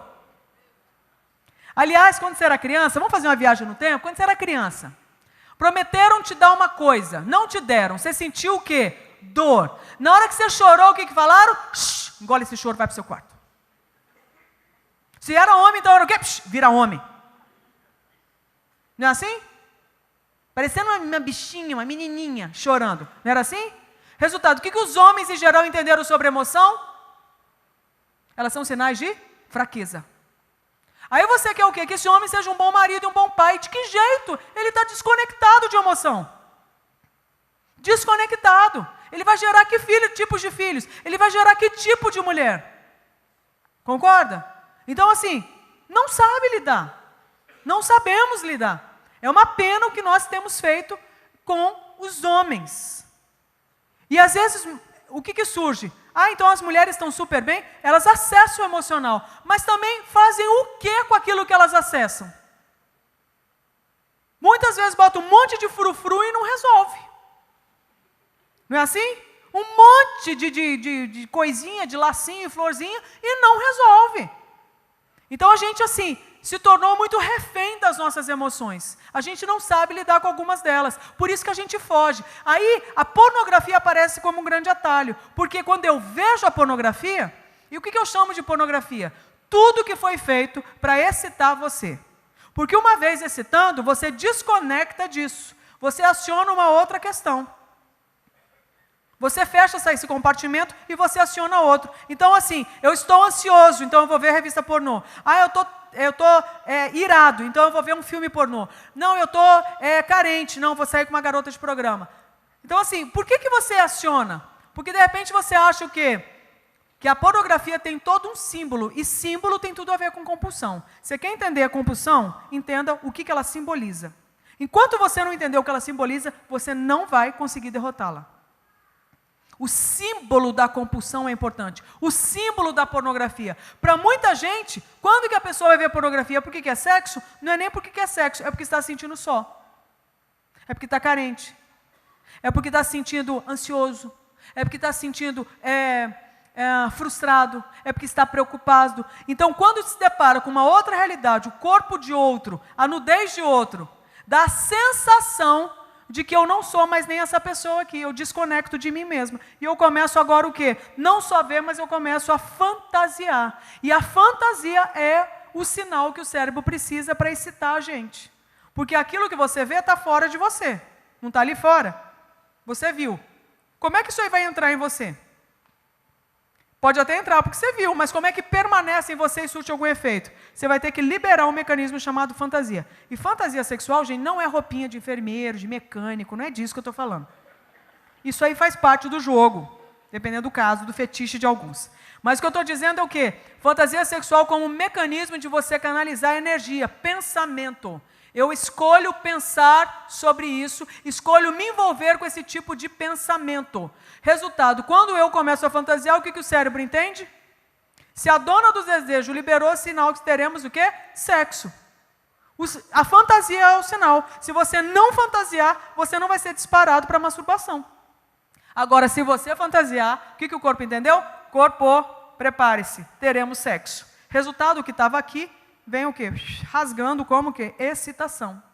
Antes só era desejo. E o desejo é involuntário. Você tem. Muitas vezes você vai até procurar. Mas você tem ou não tem. E quando o desejo é disparado, disparou. E agora? Acordou, neném quer brincar. Ou você põe para dormir com a ajuda de Deus, ou ele vai acordar e vai te infernizar. Só que normalmente a gente não põe para dormir. A gente fala o quê? Eu vou brincar de forma saudável. Já era, perdeu. Perdeu o Playboy. Já era. Sacou? Então agora é o quê? Nessa hora que a gente ora, deixa Jesus de fora.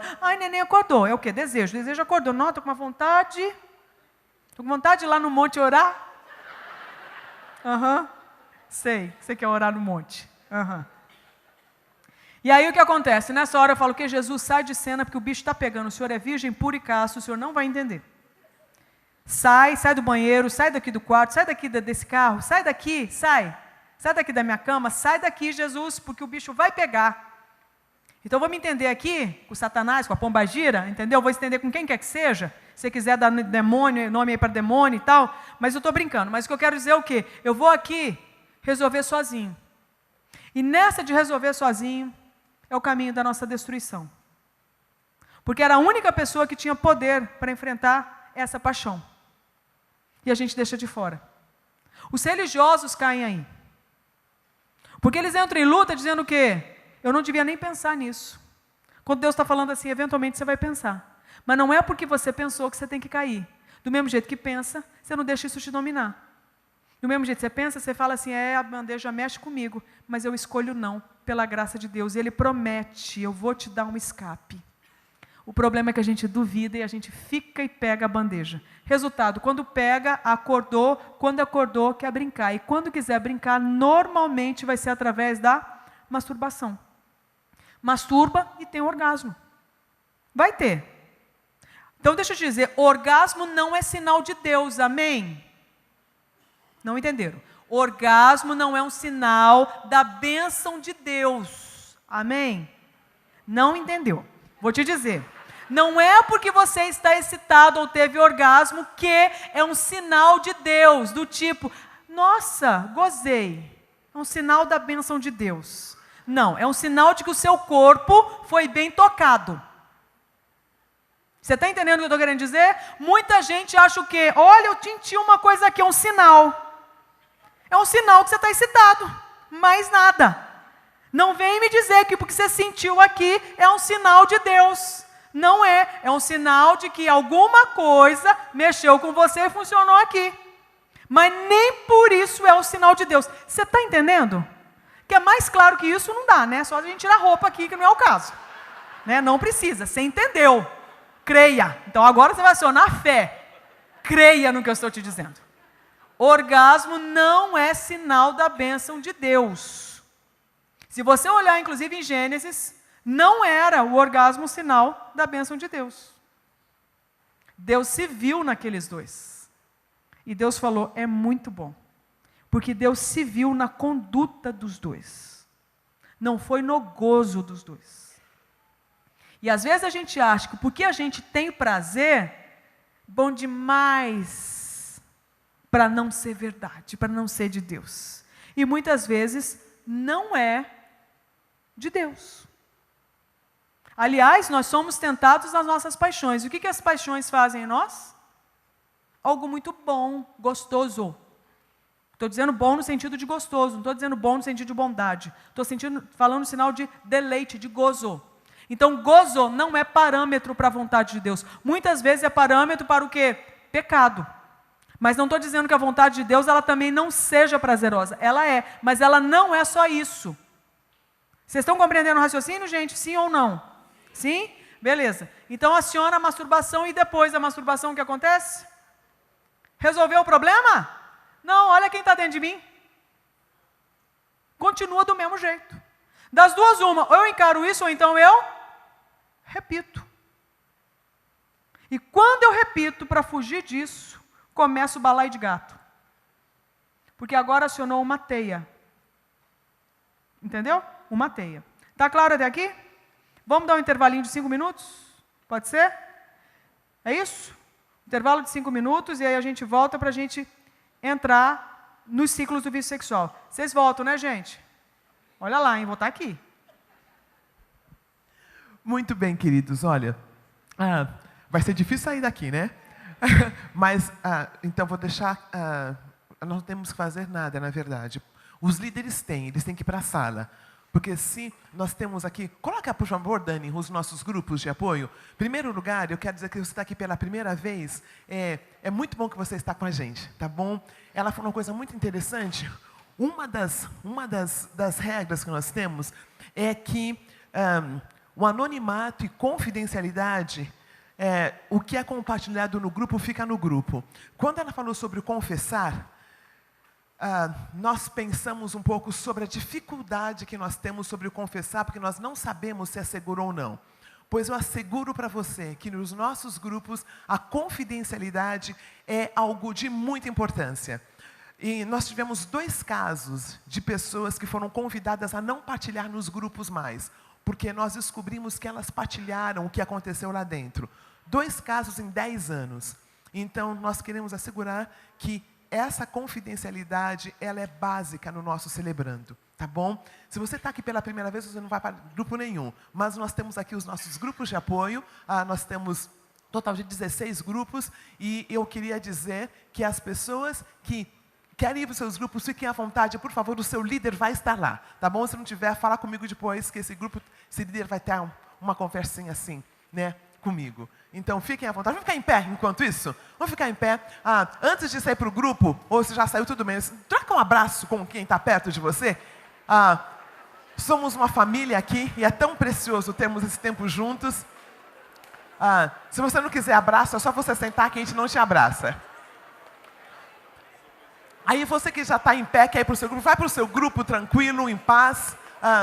Que Deus abençoe o seu tempo de partilha lá. Se você não for no seu grupo, por gentileza, senta para nós continuarmos o nosso período aqui, tá bom?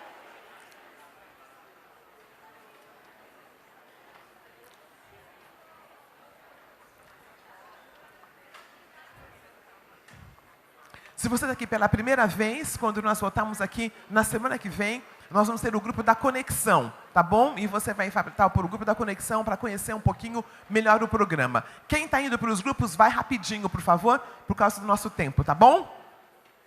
Se você está aqui pela primeira vez, por gentileza, não vá para nenhum grupo, tá? Que você ainda não conhece muito bem o programa. Pela primeira vez, fica aqui. Só quem vai para os grupos é quem já está caminhando, já conhece o programa, as nossas regras e tudo mais. E os outros, queridos, então, fiquem sentadinhos para nós continuarmos a nossa programação. Obrigada. Enquanto a André está chegando, eu fiquei pensando numa coisa que nós falamos hoje à tarde. Ela falou algumas vezes sobre a religiosidade, não é? É uma das grandes áreas de recuperação, porque nela se engloba muitas outras questões. Vamos continuar ouvindo o que Deus tem para nós.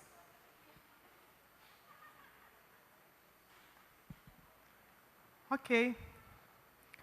Podemos continuar, gente? Quer ver? Isso aqui eu acho que é uma boa ilustração. Ó.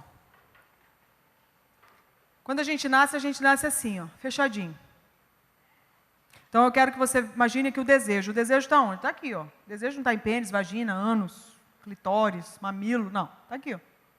Fechadinho. Deus fez com que crianças nascessem com isso aqui para ser formado e ficar fechado. Qual que era o plano de Deus? Que somente na adolescência isso aqui começasse a ser o quê? Apresentado para o adolescente. De que forma? Não estou dizendo nem aberto, hein? Estou dizendo apresentado. De que forma? Através da produção dos hormônios sexuais que acontecem na adolescência. Então, você pode observar, criança nem sabe que existe desejo. Mas tem criança que sabe, Andréia. Tem. Sabe qual? Essa criança. Que foi aberta antes da hora. Qual que é o nome de abrir o desejo de uma criança antes da hora? Abuso sexual. E é curioso, porque quando abre, ninguém fecha depois. A criança fica como? Aberta. Aí ela entra na adolescência de que jeito?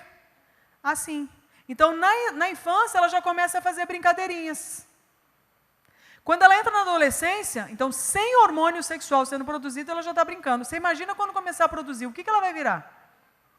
Por isso, eu vou observar que tem muita coisa que a gente tem vergonha de confessar, exatamente porque são as coisas que a gente fez aqui, ó.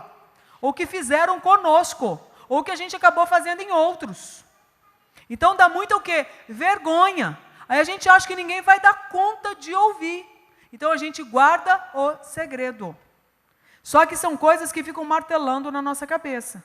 Então, você pode saber, sinal de criança saudável é assim, ó. Criança que começa a emitir sinais de erotização, pode saber, abriram essa criança antes da hora.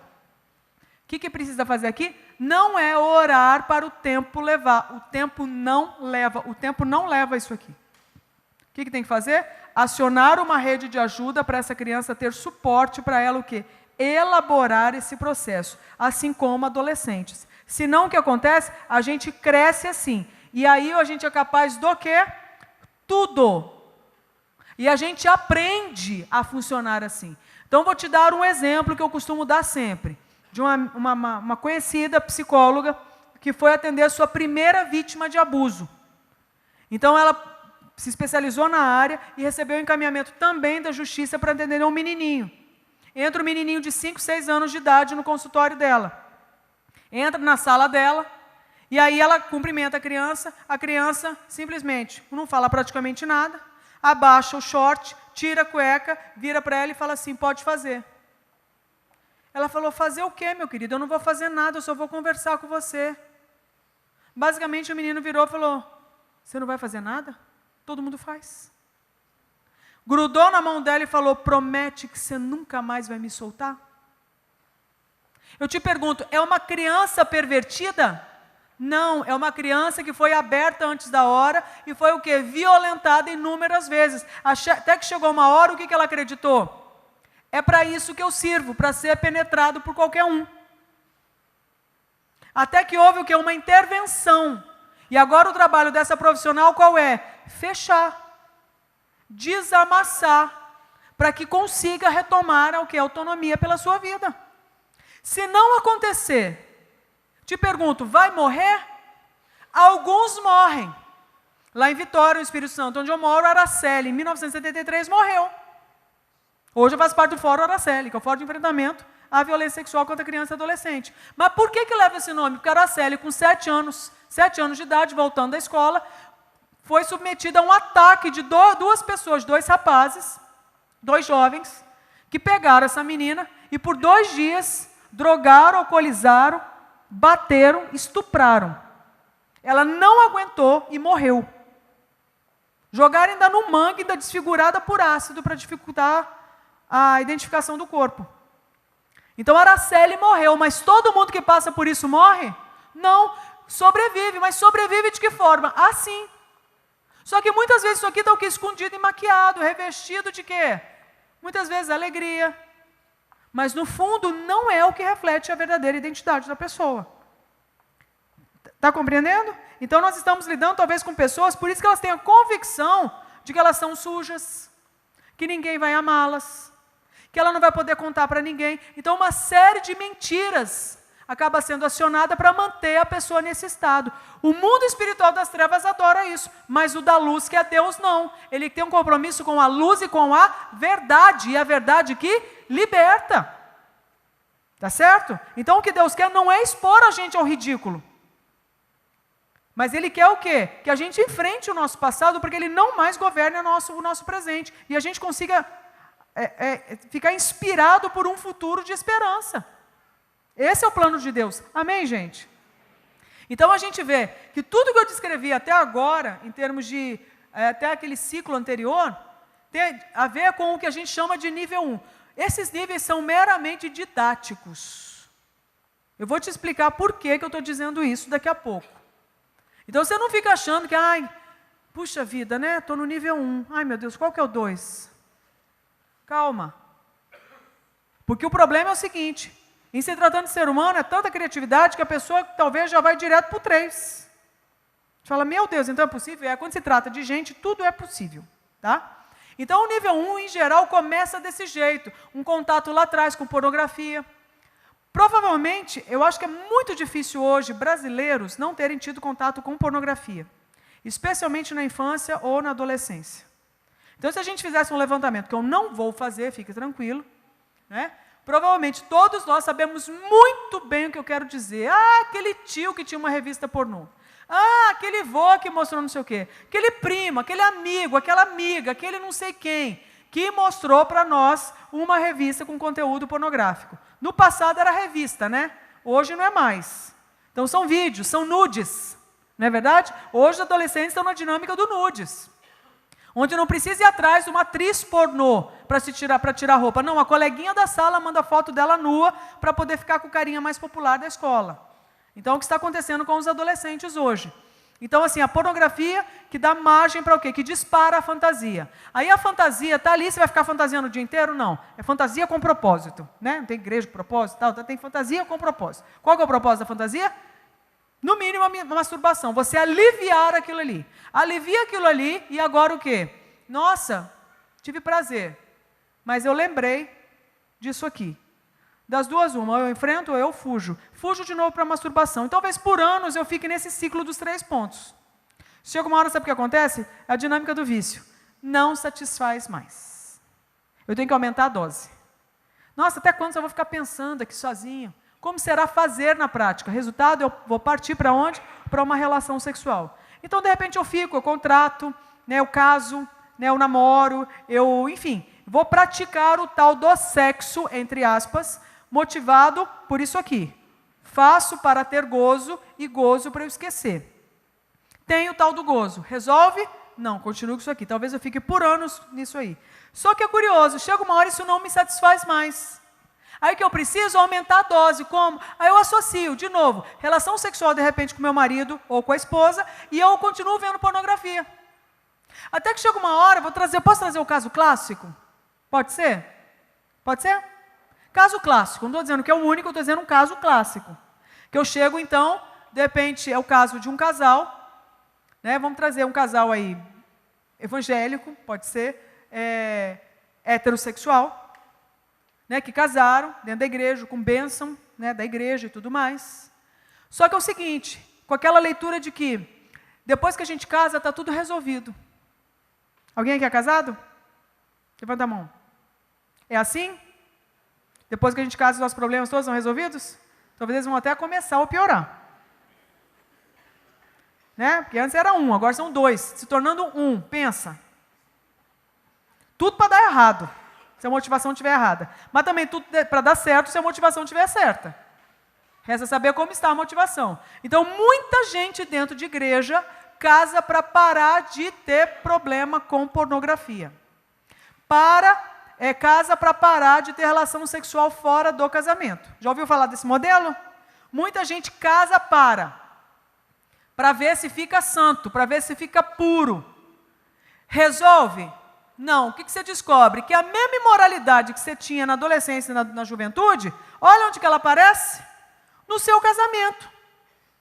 Então agora o que rola? A pessoa que de repente tinha questão de pornografia, fantasia, masturbação lá na adolescência e na juventude, casou. Casou, parou. Até a primeira briga do casal. Até a primeira frustração. Até a primeira discussão. E aí o que acontece? Cada um dorme por um lado e de repente não tratam aquilo ali e vai ficando um abismo entre os dois. Quem é que aparece para tentar ali de novo? Aquele mesmo tentador vai mudar de tática? Não, ele vai usar a velha paixão de guerra que ele sabia que funcionava com você. Ele traz o quê? Cara, ela está dormindo. Vai para a internet. Faz quanto tempo que você não vê aquele site? Ô, minha querida, para que você vai ficar sofrendo? Essa sofrência com esse marido grosso. Lembra do seu ex. Imagina. Lembra como era bom transar com ele. Resultado, ele vai ser tentado talvez voltar na pornografia e ela, aí eu vou falar um pouquinho de nós mulheres, talvez muitas de nós, mas também com a globalização isso aí mudou, tá? Muita mulher está envolvida com a pornografia, mas muitas de nós é tentado no quê? A gente é tão sutil, tão sagaz, que muitas de nós não é nem tentado em pornografia, a gente nem precisa.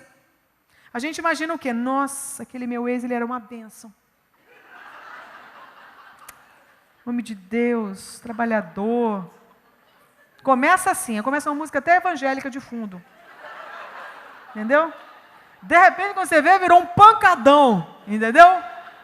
E aí, quando você vê, você já está fantasiando com o indivíduo, você está o quê? Se masturbando, pensando no seu ex. Você fala assim, não, mas eu não caí.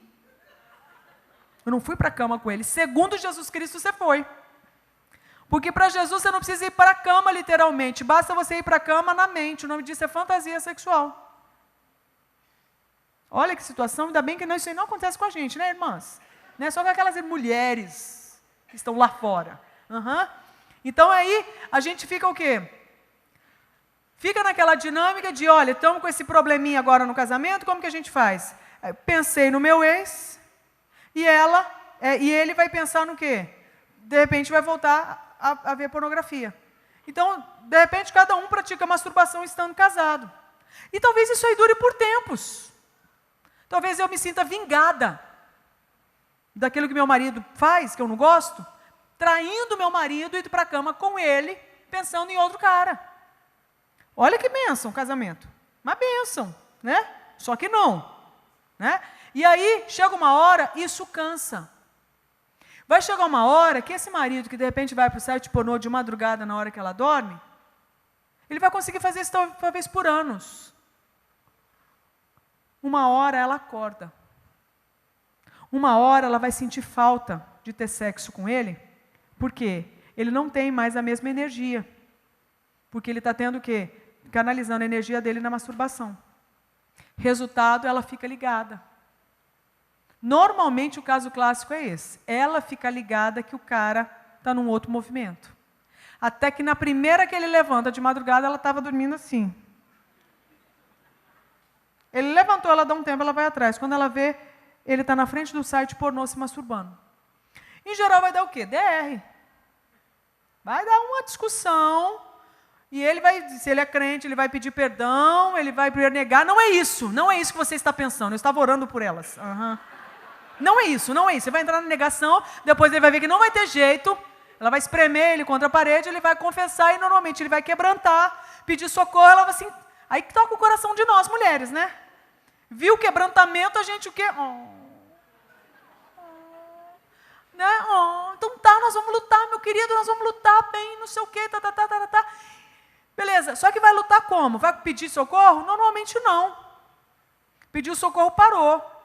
Só que não é bem assim, porque ele continua assim. E talvez ela também. Então, por um tempo... a situação fica amenizada, mas depois volta tudo. Quando volta tudo, pode ser que agora ele queira o quê? Ele cria outro mecanismo, ele vê agora no trabalho, não vê em casa. Aí chega uma hora, ele com medo de continuar vendo pornografia, ele pensa o seguinte, sabe por que eu estou fazendo isso? É porque a minha mulher, ela não permite a gente fazer umas variações na cama. Então, estou contando um caso clássico. Então, ele chega com uma conversinha em casa. Sabe o que eu queria, meu bem? Eu queria outro tipo de posição e penetração, enfim. Dar umas dicas para ela. Ela fala assim, tá doido? Sou crente. Tá louco? E ela fala o quê? Não rola não. Isso não é de Deus não, isso é pecado. Hein? Tá doido? Resultado, ele frustra. Ele sabe lidar com frustração? Não. Empurra, faz piti e vai se punir. Como? De repente ele vai ser tentado a procurar um profissional de sexo.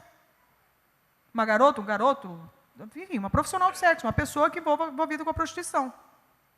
E pode ser que fique nisso por muito tempo. Só que ela vai notar. Por quê? Porque isso aí custa. O mesmo dinheiro não chega mais em casa. Então, de repente, ele está dormindo a noite inteira. Ela fala assim, ué, então ele não está indo para a pornografia, mas para onde está indo o dinheiro? Ela vai ficar ligada. De repente, flagra o indivíduo. Então, eu observei, por exemplo, eu aconselhei um casal que estava nessa dinâmica. Ela flagrou o marido diante da pornografia. E deu muita discussão. Aí até que ele prometeu que ia parar. Ele prometeu, eles oraram, ela estava do lado dele. E aí ela entra em que jogo? Eu falei assim, nossa, então se ele entrou nisso, é porque ele está sentindo falta. Então eu vou o quê? Ter mais sexo com ele. Então ela faz pelo desejo dela? Não, ela faz tentando abastecer o desejo dele. Eu te pergunto, ela consegue? Ainda que ela fique 24 horas tendo sexo com esse tal desse marido. Vai conseguir segurar o indivíduo? Não vai, porque não é só desejo, gente. É compulsão. Resultado, não tem fim. Você pode colocar ali, ó, ter relação, não ter relação. Não resolve. Não tem fim, ele está desgovernado. Então ela acabou o quê? Se submetendo a uma situação que nem ela mesma queria, para ver se com isso ela conseguia fazer o marido parar. Não deu conta. Resultado, flagra ele de novo na tal da pornografia. Até que chegou uma hora, ela falou assim, olha, eu quero divórcio. Ele falou, pelo amor de Deus, não faz isso. A gente é crente. Deus abomina o divórcio. Olha que benção. E ela falou assim, então é o seguinte, eu quero ver o que você anda vendo. O que tem nesse troço que você gosta tanto? Me mostra. Sabe o que aconteceu? Viciou tanto quanto ele. O que aconteceu em termos práticos? Na cama. Fogo. Pegou fogo. Apimentou a relação do jeito que eles falaram. É Deus. Você entendeu por que eu falei que orgasmo não é sinal da bênção de Deus? Porque eu sei que essa é uma das tentações que o diabo joga. Se está funcionando, significa que o que? Deus está abençoando. Deus está prosperando. Olha, está dando muito certo, como a gente tem prazer, como a gente agora faz sexo, como a gente agora tem intimidade. Intimidade não, são os dois e um time de futebol na cama. Através do quê? Dos vídeos pornôs. Eles notaram o seguinte, muda ali por gentileza de slide. Começou uma linha tênue, porque agora o que acontece? Eu não consigo mais ir para a cama com a minha mulher ou com o meu marido sem o tal do vídeo pornô. Vocês estão observando? Mudou? Mudou. Antes era o quê? Dava a entender que era para apimentar uma relação. Só que chegou uma hora que não tem mais graça ir para a cama só os dois. Tem que trazer mais gente junto para animar a festa. Resultado, eles se tornaram viciados na pornografia a dois. Os dois juntos tendo que ver para se excitarem. Por que eu pedi para mudar o slide? Porque esse é o slide do nível 2. O nível 2 ele tem uma característica muito interessante. Ele apresenta um monte de parafilia, que é o quê? Como se fosse, assim, no português muito claro, o sexo bizarro. O que eu quero dizer com isso? Fixação. Eu não consigo mais fazer sexo do jeito anterior. Por quê? Porque depois que apimentou, eu não consigo mais fazer sem essa gotinha de pimenta. Resultado, esse casal consegue ir para a cama agora sem a pornografia? Não consegue mais. Resultado, eles mergulharam nesse nível 2. Aqui eu coloquei alguns exemplos. Exibicionismo, voyeurismo, fetichismo, liberdades indecentes, sexo virtual, tem muito mais coisas. Eu citei alguns que são os mais comuns. Depois que você chega nesse nível, que tem uma pitada maior de adrenalina, de perigo, ou seja, uma dose maior de prazer, você vai se contentar com o anterior? Chegou no limite da previsibilidade. E uma das coisas que a pessoa com problema de compulsão não dá conta é da rotina. Tem que apimentar de novo. Tem que aumentar a dose. Então é daí para mais. Então esse casal chegou num momento onde eles não conseguiam mais ficar só os dois, sozinhos, tendo intimidade. Tinha que ter a pornografia junto. Só que daí entrou na dinâmica do vício, da compulsão. Só o vício não sustenta mais. Está previsível. Eu não sei se você já ouviu alguém viciado em, por exemplo, pornografia. Chega para você e fala assim, André, um aconselhado meu já me falou isso. Eu já baixei todos os vídeos. Eu já vi tudo. É tudo a mesma coisa. Chega uma hora, você fala, cara, eu preciso de outra coisa. Porque é sempre a mesma coisa. Já cansei, já não me excita mais. Aí eu tenho que o quê? Mudar o estímulo, aumentar o estímulo, para ver se eu tenho o mesmo efeito. Resultado, esse casal teve a brilhante ideia. Se é bom ver, como será fazer com outras pessoas? Então esse casal cristão vai procurar outro casal. Posso para montar uma célula? A comunhão? Uma bênção, né? Coinonia. Compartilhar tudo. E foi mais ou menos o mesmo raciocínio. O outro casal quer, eu também quero. E aí tem uma coisa curiosa a respeito dessa questão do sexo. Porque as pessoas dizem o seguinte, mas o que vale dentro de 4 paredes? Você já fez essa pergunta? O que vale? Aí alguém responde assim, ué, tudo que o casal consentir. Cuidado. Eu, como conselheira na área da sexualidade, eu acho que é uma péssima resposta. Eu não daria essa resposta. Porque quem está consentindo? 2 consentiram até o quê? Uma troca de casal. E fizeram. E fizeram por muito tempo. E descobriram o quê? Cara, é uma delícia. Então, prazer não é parâmetro. Reforço isso. Porque eles começaram a se perder nisso. Só que o problema é o seguinte, os 2 continuam com isso aqui mal resolvido. Não resolve. E quando não resolve, ainda que eu esteja no ciclo, tenho prazer, mas de novo eu tenho a bendita da dor. Aqui, ó. O que eu faço? Ou eu enfrento ou eu fujo de novo. Só que eu fugir para dessa mesma forma, por essa mesma via, já está previsível, já está rotineiro. Então você está preparado para o terceiro nível? Chega ao terceiro. Sabe qual que é o terceiro? Muda ali, por favor. É a hora que ele está tendo relação sexual com a esposa, junto com outras mulheres e homens. Todo mundo consentindo. Todo mundo consentindo. Pensa o investimento financeiro para isso. Pensa o desgaste de energia. Pensa como é que você vai para a sua igreja no domingo. Pensa. Como é que você dá conta de elaborar tudo isso?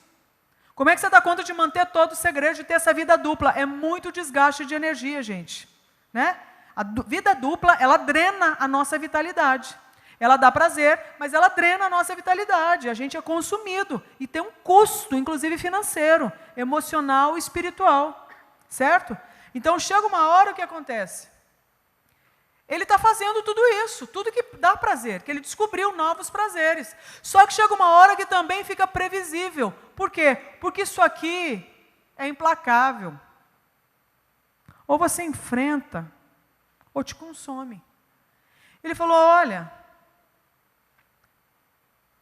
está me cansando tudo isso. Ele resolveu o quê?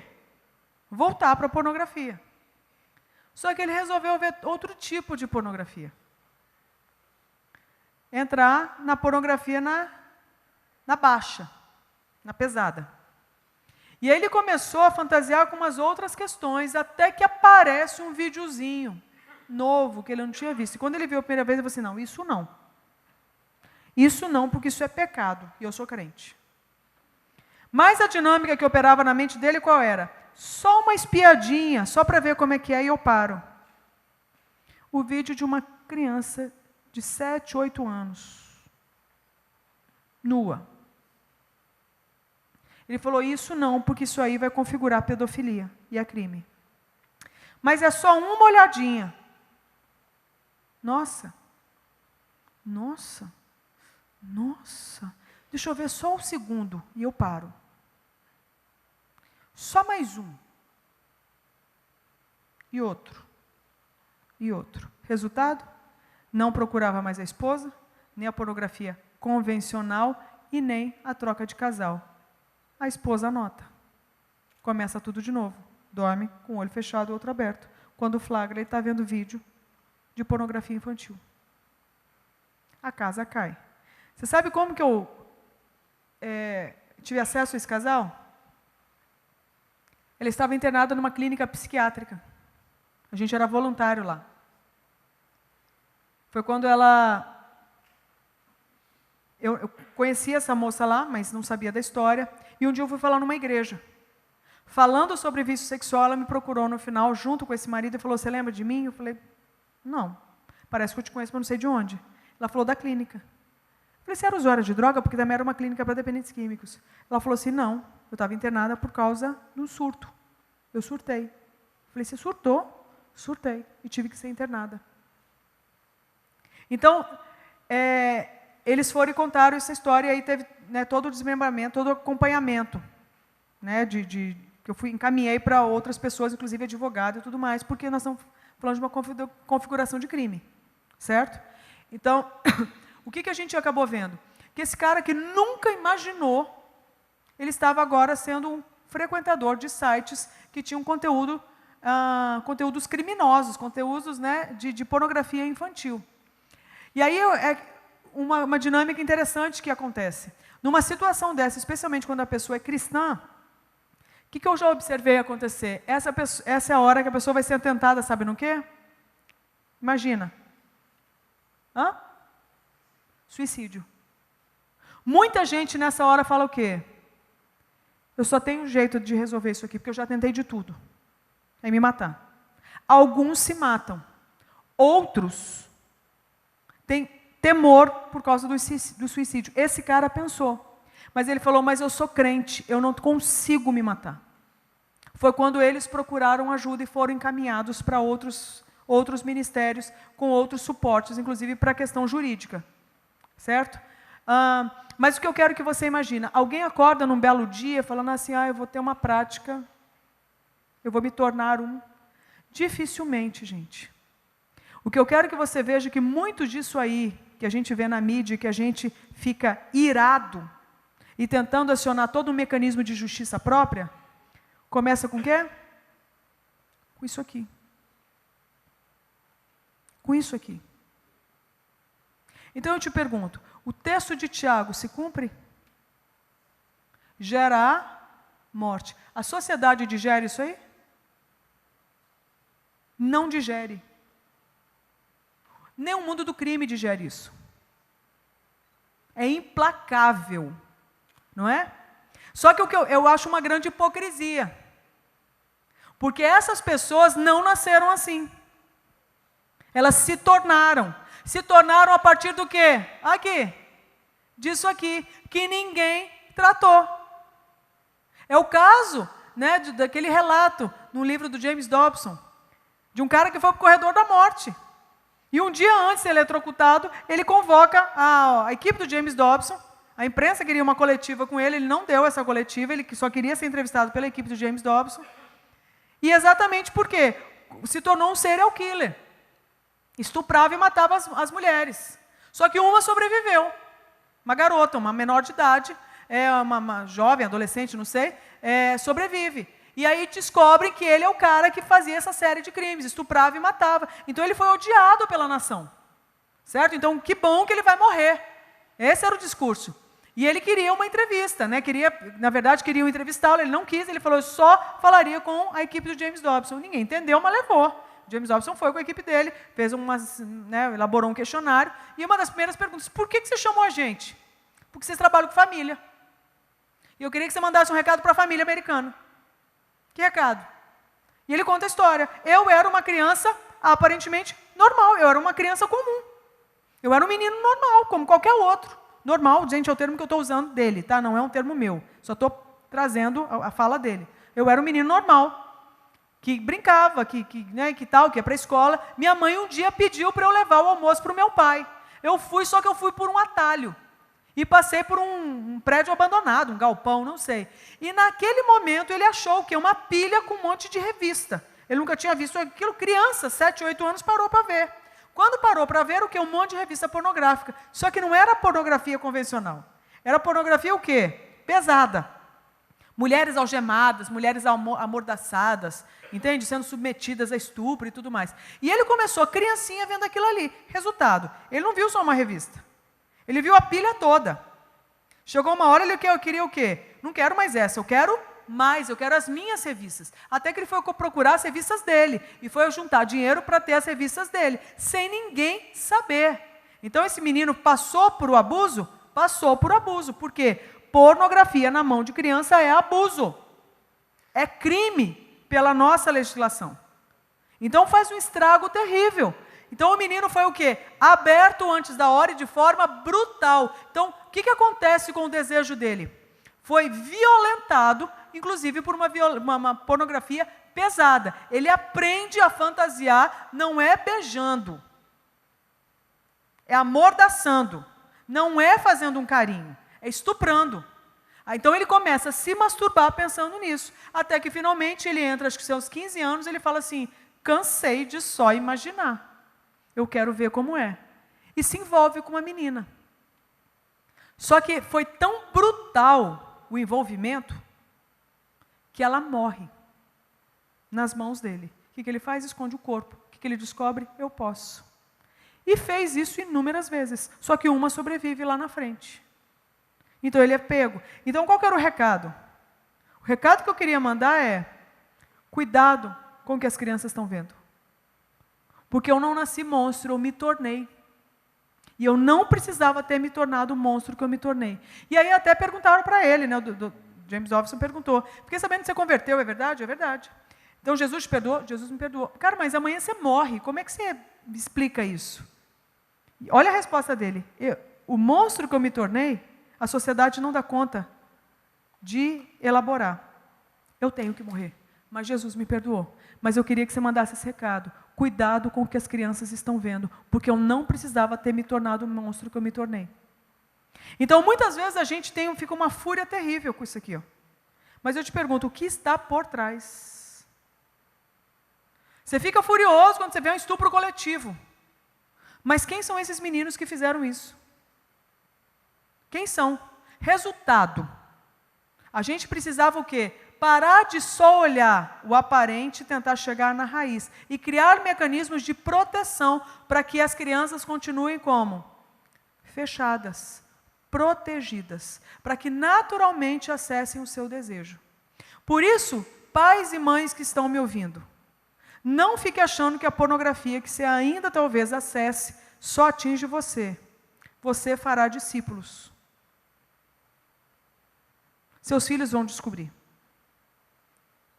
Seus filhos estão vendo como vocês se relacionam. O meu filho está vendo como eu me relaciono. Como é o nosso relacionamento. O que a gente fala de nudez, o que a gente fala de corpo, o que a gente fala de intimidade, o que a gente fala de vínculo. Se é que a gente fala de vínculo e de afinidade. De afetividade. Tá certo? Então a gente precisava ter esse cuidado. Mas diante disso, o que a gente faz? Aí vamos para o nosso último slide para a gente sair daqui com esperança. Era uma vez uma foto muito legal aqui, tá? Que você vai crer no que eu estou dizendo. Uma vez eu fui lá para o... Ai, que legal. Uma vez eu fui lá na verdade, Pernambuco. E lá no Alto do Moura, lá em Caruaru, fui no ateliê de um artesão. E eu flagrei exatamente esse artesão moldando um vaso de barro. E, de repente, o vaso desmoronava. E o que eu achei legal, sabe o que ele fazia? Um novo vaso daquele mesmo barro. Eu queria que com isso você lembrasse de Deus. Talvez muitos de nós se identificou com essa fala aqui. Ó. Talvez muitos de nós se identificou com isso aqui. Talvez alguns de nós se identificou com um desses níveis. De repente você fala assim, acabou para mim. Acabou não. Você veio do pó. Porque o seu Deus sabe que você precisa ser moldado. Aí de repente você fala assim, mas André, eu fui todo estragado. Tem uma palavra de ânimo para você. Diante do oleiro, nenhum barro se perde. Barro nenhum é perdido diante do oleiro. De repente você se vê hoje como um vaso sujo, petrificado, podre, infectado. Mas se você estiver nas mãos do verdadeiro oleiro, que é Deus, sabe o que ele faz com o seu vasinho todo estragado? Quebra e faz de novo. Na mão do verdadeiro oleiro, nenhum barro se perde. Com um pouquinho de água, ele vira barro mole de novo. E Deus modela tudo de novo. O que precisa para isso acontecer? Uma palavrinha só. Fé. Aí você fala, eu não tenho, não tem problema. Então agora é humildade. Peça que Ele te dá. Eu queria fechar com essa oração. E se eu pudesse fazer uma pergunta, eu faria essa. Alguém aqui precisa de fé para crer? Pode sinalizar. Quem precisa hoje de fé para crer? Nós vamos amar essas pessoas hoje que precisam de fé para crer. Pode ser? Nós vamos acolher essas pessoas, mas nós vamos orar por todos nós. Hoje, talvez você não precise de fé. Amanhã, talvez você precisa. Que tal a gente já pedir hoje? Pode ser? Então, eu queria que todos nós tivéssemos um momento agora de oração. Mas para que isso aconteça, eu quero, na verdade, posso só te pedir um favor, minha querida? Eu quero colocar uma música. Pode ser? E aí, mas fica aí. Fica que eu vou precisar de você, eu acho. Eu queria que a gente ouvisse essa música e transformasse essa música na nossa oração. E eu queria que, na medida que você orasse por você orasse pelas pessoas que levantaram as mãos. Nós vamos apresentar essas pessoas diante de Deus. E dizer, Deus, não só eu preciso de fé, mas aquela pessoa que levantou a mão também precisa. Eu quero fé para quê? Fé para crer que eu sou um vaso que hoje talvez não esteja muito bem ainda. Mas eu quero fé para crer que eu estou nas mãos do bom oleiro, do verdadeiro oleiro. E Ele é capaz de pegar essa história e elaborar. Ele é capaz de pegar essa história e fazer uma nova história. Mas eu quero que hoje você saia com o compromisso de que eu não me conformo com isso nem com isso. Eu me conformo somente com aquilo que é de Deus para a minha vida. E isso aqui não era a vontade de Deus para a minha vida. Mas aconteceu porque o mundo jaz no maligno. Mas do mesmo jeito que aconteceu, Deus pode fazer com que tudo isso coopere para o meu bem. E eu quero que o meu bem aconteça. Nós vamos romper hoje com o rótulo de vítima. Nós vamos romper hoje com o nosso aprisionamento no passado. Nós vamos romper com as falsas identidades que insistem em nos preservar no mesmo ciclo. Nós vamos dizer não para isso. Como? Fazendo uma oração, entregando para o Senhor Jesus, eu entrego hoje, mais um rótulo. Entrego esse hoje, para que o Senhor arranque de mim e me dê um novo, de que eu sou filho amado, filha amada, em processo de santificação, e que o Senhor é capaz de fazer tudo isso que aconteceu na minha vida, algo que venha gerar vida para mim hoje. Quem topa fazer essa oração, levanta a mão. É isso que nós vamos orar agora, ouvindo essa música. Pode soltar aí, por favor. Então, é o seu momento com Deus, se inspirando nessa música. É uma música do Marcos Almeida, chamada Vem Me Socorrer.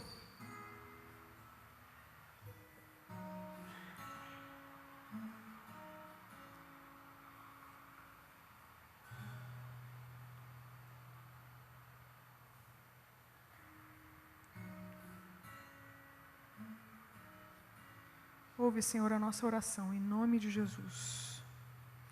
Nós vamos nos desnudar diante do Senhor.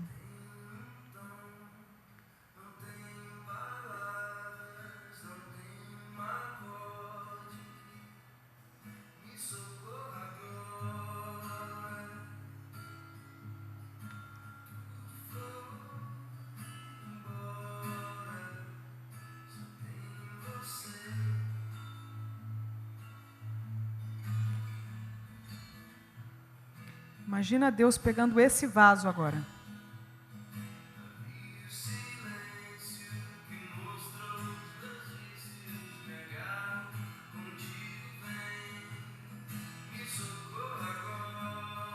É o bom pastor, gente.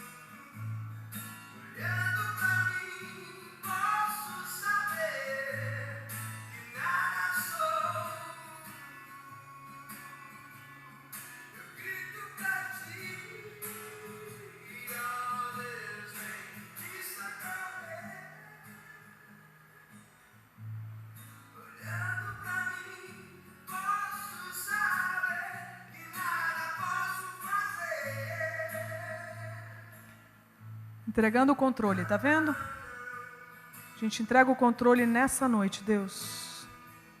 A gente não consegue parar sem o Senhor. A gente não consegue ser sem o Senhor. Então nós nos entregamos para o Senhor agora. Entregamos os abusos e os traumas. Pedimos que o Senhor remova toda raiz de vergonha, de culpa e de raiva. Em nome de Jesus.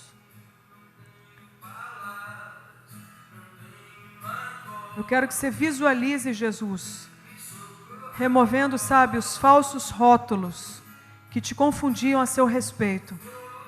De vítima, de pervertido, de pervertida, sabe, de vulgar, de vagabunda.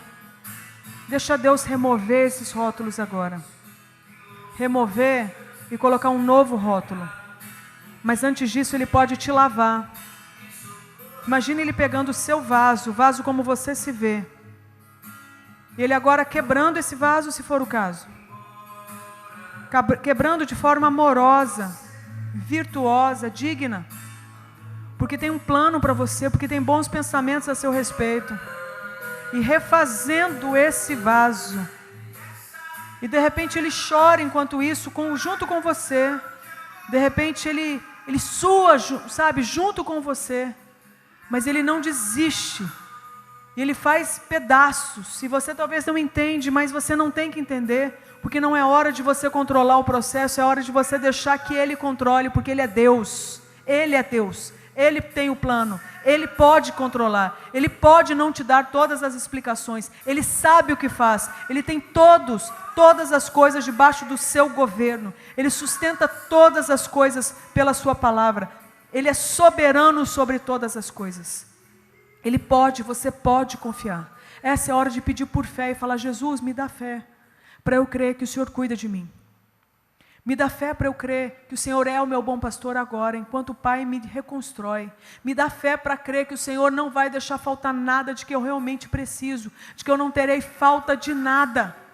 Que o Senhor é aquele que diz que é, e eu sou aquele que o Senhor diz que sou, e eu escolho crer, ainda que eu nem sinta. Então hoje nós vamos colocar, Deus, o governo da nossa vida nas Tuas mãos. E as emoções, elas tentam colocar a gente no nosso governo. Porque eu sinto, logo eu não sou o que o Senhor diz. Porque eu não sinto, logo eu não sou o que o Senhor diz. Mas nós escolhemos dizer hoje para as nossas emoções: aquietem-se e reconheçam que que Jesus é o Senhor. Então nós escolhemos hoje tirar as emoções do trono, do centro da nossa existência. Elas servirão como sinais de como nós estamos nos sentindo apenas, mas elas não definem mais quem somos, porque nós somos aquilo que o Senhor diz que a gente é, e nós somos filhos amados, vasos em processo de restauração, vasos em processo de elaboração, e nós dizemos sim ao seu processo, e nós celebramos o fato de estarmos nas suas mãos. Nós nos alegramos de estarmos agora debaixo do seu governo. Nós nos alegramos por essa oração de entrega. Nós celebramos o fato de ainda termos fé. Nós celebramos o fato de estarmos caminhando dentro da sua vontade, ainda que não estejamos no nível que a gente gostaria. Mas nós nos alegramos por termos começado. Obrigada. Não é o fim ainda. Mas aquilo que o Senhor começou, o Senhor mesmo há de concluir. E nós queremos já pela fé te agradecer pelo que ainda virá da parte de restauração do Senhor. E queremos apresentar os irmãos que sinalizaram hoje aqui. Derrama uma porção dobrada de fé para que creiam. Coloca na vida deles pessoas, Deus, encaminhadas pelo Senhor, para realmente afirmarem aquilo que é verdade do Senhor, mas que eles venham se apropriar da sua verdadeira identidade, que eles venham se apropriar daquilo que o Senhor fala sobre eles, que o Senhor venha revesti-los com o capacete da salvação, para que a mente deles venha ser salva de toda seta de mentira do inimigo, Deus. Deus, eu quero pedir que o Senhor abençoe a todos e a todas aqui nessa noite, que o Senhor esteja, Deus, trazendo esperança, um renovo de esperança, um renovo de fé, um renovo de ânimo, que venham se perdoar dos seus vacilos, Deus, que venham ter bons pensamentos a seu próprio respeito, porque o Senhor que é o Senhor tem. Então nós escolhemos pensar como o Senhor, ter bons pensamentos a nosso próprio respeito, ter bons pensamentos a respeito do outro. Talvez não tenhamos conseguido até aqui, mas a partir de agora vai ser possível com a ajuda do Senhor. E nós queremos descansar nisso, sabendo que o Senhor é o nosso Deus, que o Senhor tem pensamentos de paz e não de guerra para cada um de nós. Nós queremos te pedir perdão pelo que fizemos até aqui, pelo que deixamos de fazer até aqui. Mas nós a partir de aqui queremos pedir que o Senhor esteja nos guiando, nos conduzindo, nos amparando nas nossas decisões. Que somente a verdade que liberta esteja ocupando espaço na nossa fé, Deus. E que todos os falsos ídolos caiam por terra, em nome de Jesus. Amém. Quem fez negócio com Deus hoje, levanta a mão. Glória a Deus. Glória a Deus. Parabéns, tá? Feliz por você.